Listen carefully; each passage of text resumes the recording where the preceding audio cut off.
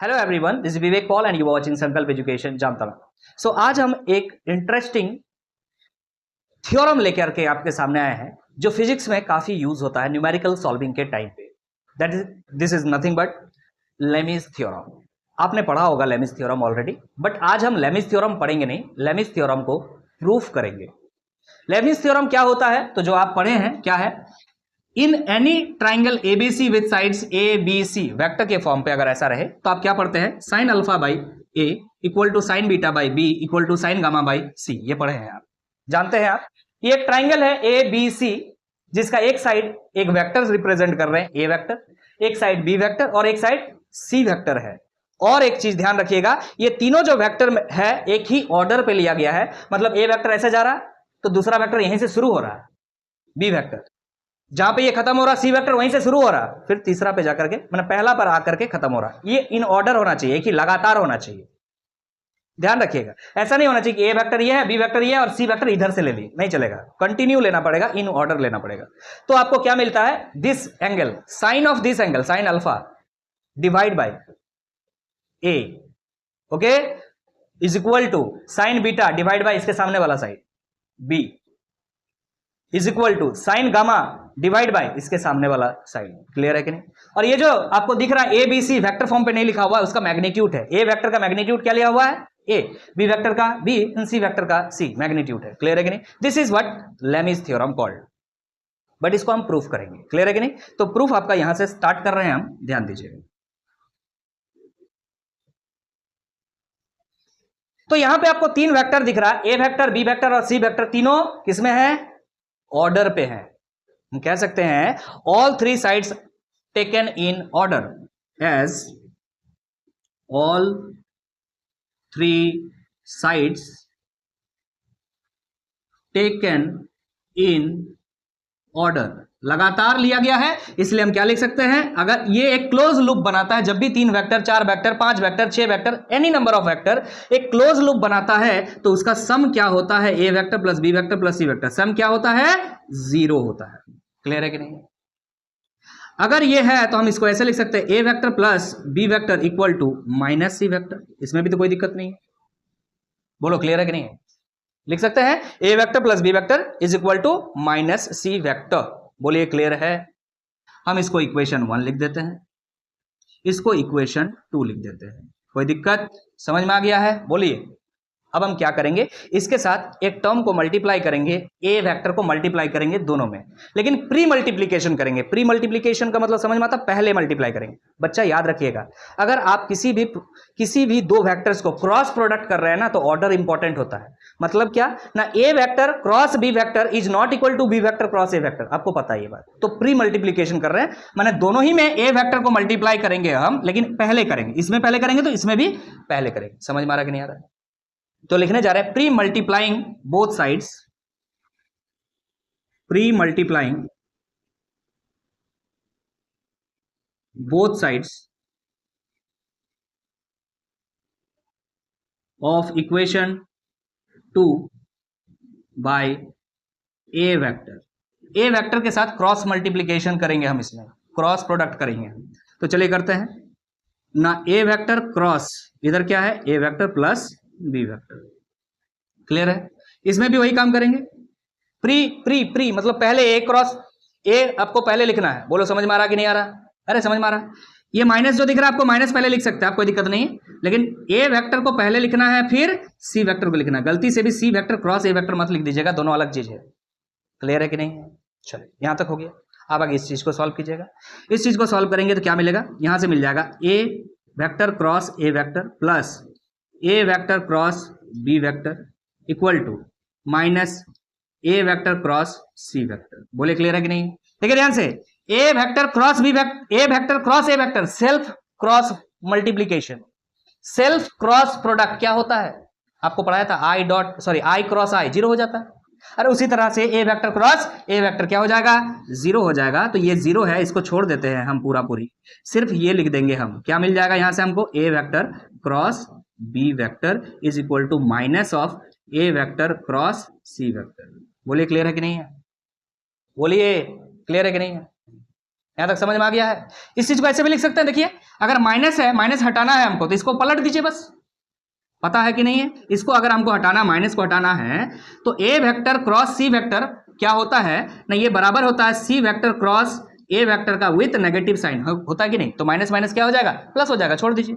तो क्या ये बात समझ में आया आपको? A vector cross B vector equal to C vector cross A vector हमने लाया है, इसको हम इक्वेशन नंबर 3 पुट कर रहे हैं यहां पर। बोलिए जल्दी से, इस चीज को लिखिएगा जल्दी से। हो गया? हो गया? अब हम सेम चीज देखिए ध्यान से, इक्वेशन 2 में हमने क्या मल्टीप्लाई किया था, ए वेक्टर को प्री मल्टीप्लीकेशन किया था। अब सेम काम करेंगे, बट मल्टीप्लाई करेंगे किसके साथ, क्रॉस प्रोडक्ट करेंगे किसके साथ, बी वेक्टर के साथ। हम यहां लिखने जा रहे हैं, क्या लिखेंगे ना, pre multiplying both sides of, pre multiplying both sides of equation 2 by b vector. अब बी वेक्टर के साथ मल्टीप्लीकेशन कीजिए। चलिए इसमें देखेंगे, तो बी वेक्टर क्रॉस कर रहे हैं A vector plus B vector के साथ, इज इक्वल टू हो जाएगा, माइनस को पहले लिख दीजिए, कोई दिक्कत नहीं है, B vector cross C vector. तो यहां से मिल जा रहा आपको B vector cross A vector plus B vector cross B vector is equal to, इसको उल्टा करके लिख दीजिए, माइनस खत्म हो जाएगा, that is C vector cross B vector आ जाएगा। यहां से क्या मिल रहा है आपको, यहां से मिल रहा है सर बी वेक्टर क्रॉस ए वेक्टर, और ये बी क्रॉस बी जीरो हो जाएगा। समझ में आ रहा कि नहीं आ रहा? सेल्फ क्रॉस प्रोडक्ट क्या होता है of two vectors is zero. तो छोड़ दे रहे हैं हम इसको, सी वेक्टर क्रॉस बी वेक्टर लिख रहे हैं, इसको हम लिख दे रहे हैं, यहाँ कितना नंबर लिखे थे 3, यहाँ पे हम लिख दे रहे हैं 4। यहां तक लिखिए जल्दी से, बोलिए क्लियर है? ए क्रॉस बी ऐसा लिख सकते हैं, चलिए ठीक है। अब देखिए ध्यान से, अगर हम चाहें यहां पे इस चीज को ऐसे लिख सकते हैं, बी क्रॉस ए की जगह ऐसे लिख सकते हैं, ए क्रॉस बी। नहीं लिख सकते सर, आगे माइनस लिखना होगा, यस और नो? अगर हम इधर भी वही काम करें बी क्रॉस सी, तो इधर भी माइनस लिखना होगा पहले, तो दोनों तरफ माइनस कैंसिल हो जाएगा कि नहीं हो जाएगा? इसको आप इक्वेशन 4 लिखते हैं। ऐसा क्योंकि हमको यहां पर भी ए क्रॉस बी निकला है, तो यहां बी क्रॉस ए निकाल करके हमको फायदा नहीं होगा। यहां पे हम एक काम किए, ए क्रॉस बी ही निकाल लिए। इक्वेशन 3 है, वो इक्वेशन 4 है। बोलिए क्लियर है? बोलिए क्लियर है? अब हम इन दो इक्वेशंस पे ध्यान देंगे। ए क्रॉस बी जो है यहां पर किसके बराबर है, सी क्रॉस ए का, और यहां ए क्रॉस बी जो है वो किसके बराबर है, बी क्रॉस सी का। तो हम लिख सकते हैं from equation 3 and 4 a cross B is equal to, देखो ध्यान से, ए क्रॉस बी किसके बराबर है, बी क्रॉस सी के, और यहां ए क्रॉस बी किसके बराबर है, सी क्रॉस ए के। तो इस चीज को भी यहां लिख सकते हैं सी क्रॉस ए। बोलिए क्लियर है कि नहीं? A cross B is equal to B cross C is equal to C cross A लिख सकते हैं। बहुत बढ़िया, एक रिजल्ट निकल करके आपके सामने तैयार है। क्लियर है? अब हमें सिर्फ इसका मैग्नीट्यूड चाहिए, टेकिंग मैग्नीट्यूड ओनली। अगर सिर्फ मैग्नीट्यूड लिया जाए तो आप लिख सकते हैं A vector cross B vector का मैग्नीट्यूड जो होगा वो B vector cross C vector का भी मैग्नीट्यूड होगा, और वो सी वेक्टर क्रॉस ए वेक्टर का भी मैग्नीट्यूड होगा। तीनों का मैग्नीट्यूड भी क्या होने वाला है, सेम होने वाला है। बोलिए यहां तक क्लियर है? यहां तक क्लियर है? आगे बढ़े हम, चलिए यहां से आगे बढ़ेंगे। मैग्नीट्यूड निकालिए सबका, ये मिटा रहे हैं लेमेस थ्योरम को, ये आप जानते हैं ऑटोमेटिक ये जो है प्रूफ हो जाएगा, आ जाएगा हमारा। समझ में आ गया? यहां तक मिटाए, यहां पर इस जगह को थोड़ा सा मिटाते हैं, ध्यान दीजिएगा। इसका मैग्नीट्यूड क्या होगा, ए वेक्टर क्रॉस बी वेक्टर क्या होता है, तो सर ए का मैग्नीट्यूड ए, बी का मैग्नीट्यूड बी, और साइन थीटा, यस और नो? Sine theta.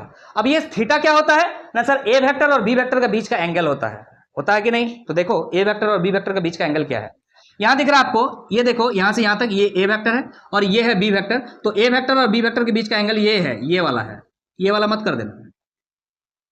एक्चुअली ए वेक्टर का डायरेक्शन इधर है, और बी वेक्टर इधर है, तो इन दोनों के बीच का एंगल ये वाला है, ये वाला नहीं है। क्लियर है कि नहीं है? तो ये कितना होगा, देखो टोटल कितना होता है 180 डिग्री, तो ये गामा है, तो ये क्या आ जाएगा 180 डिग्री माइनस गामा। बोलो क्लियर है कि नहीं?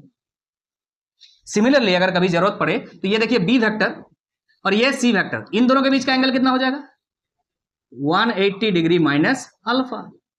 सिमिलरली अगर आपको जरूरत पड़ जाए किसका ना सी वेक्टर और ए वेक्टर के बीच का एंगल, तो ए वेक्टर देखिए ऐसा है और सी वेक्टर ऐसा है, तो इन दोनों के बीच का एंगल ये वाला होगा, क्या हो जाएगा 180 डिग्री माइनस बीटा।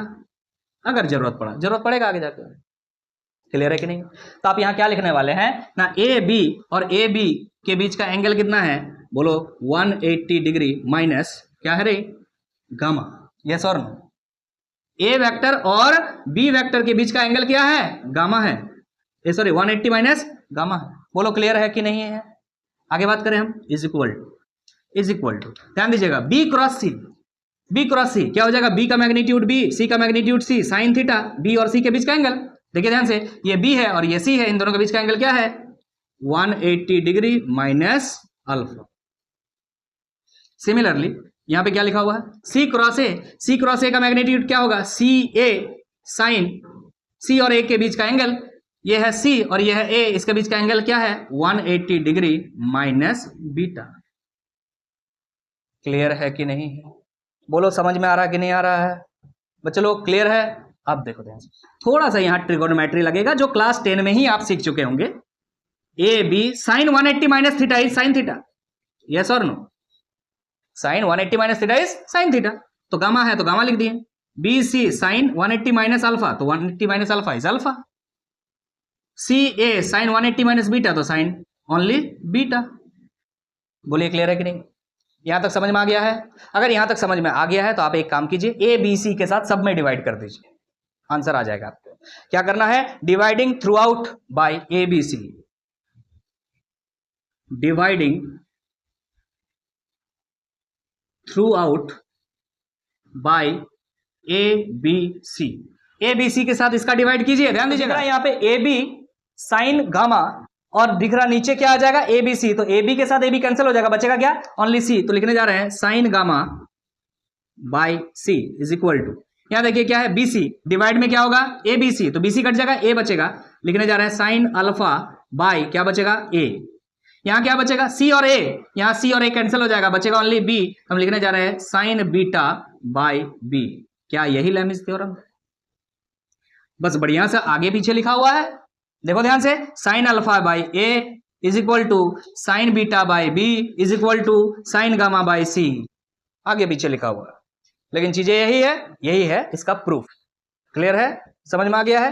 तो आज से इसका इस्तेमाल हम आगे करेंगे, जब भी तीन वेक्टर क्या रहे इन ऑर्डर रहे, एक ही ऑर्डर में लिखा रहे, तो हम डायरेक्ट इस चीज का इस्तेमाल कर सकते हैं, और ये किसी भी ट्राइंगल के लिए वैलिड है। ऐसा नहीं कि ये मतलब कोई इक्विलैटरल ट्राइंगल है या राइट एंगल ट्राइंगल, ऐसा कुछ नहीं, किसी भी ट्राइंगल के लिए ये वैलिड होता है। बोलिए क्लियर है? चलिए इस वीडियो को हम यहीं पे समाप्त करेंगे। हमने इस वीडियो में सिर्फ और सिर्फ एक थ्योरम, जो कि बहुत इंपॉर्टेंट थ्योरम है, लेमिस थ्योरम, इसको विथ प्रूफ डिस्कस किया। इसका यूज हम फिजिक्स में आगे करेंगे। तो मिलता है फिर नेक्स्ट वीडियो में, तब तक ले अलविदा, थैंक यू सो मच।